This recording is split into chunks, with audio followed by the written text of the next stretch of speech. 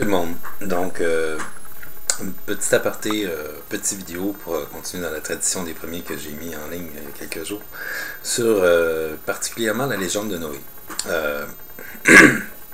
Premièrement, mon problème avec ça, c'est qu'un Dieu omniscient, donc qui doit connaître ce qui vient, avait créé l'homme et tout allait bien. Ben, bon, il y a eu le petit péché originel et tout ça, là, mais quand même, il devait savoir ce qui s'en allait.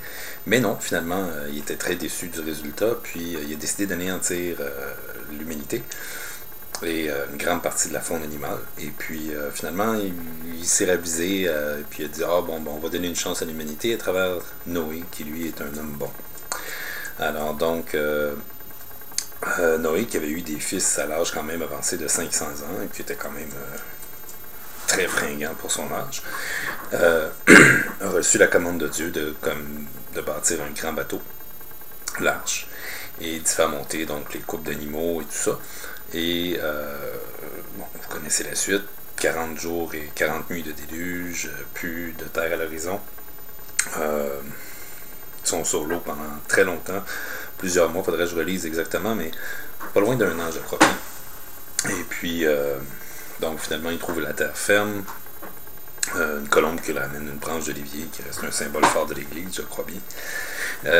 Et puis, bon, première des choses, c'est ça, Noé avait 600 ans quand a eu lieu le déluge, quand le déluge a commencé.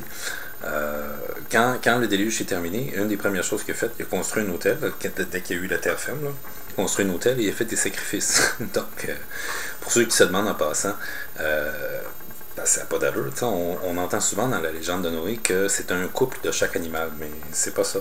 Dans la Bible, c'est bel et bien dit que pour les animaux purs, donc les animaux que les hommes pouvaient manger finalement, il devait apporter 7 couples d'animaux. 7 couples. Donc, un mâle et sa femelle, 7 fois. Ça fait 14, mettons, 14 chèvres. 14, ça en fait des animaux, là, si on prend toutes les espèces de l'époque. Mais bon. Donc, 7 couples d'animaux purs, pardon, un couple seulement des animaux impurs. Donc, et donc Noé, quand il est arrivé sur la terre ferme, construit un hôtel et il a fait des sacrifices des animaux purs et des oiseaux aussi purs à la gloire de Dieu. Et Dieu a apprécié le geste et donc est intervenu pour leur dire là, que désormais, en signe d'amitié,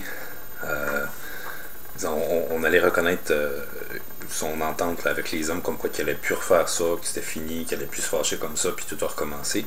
Et c'était l'arc-en-ciel qui allait être son signe d'amitié.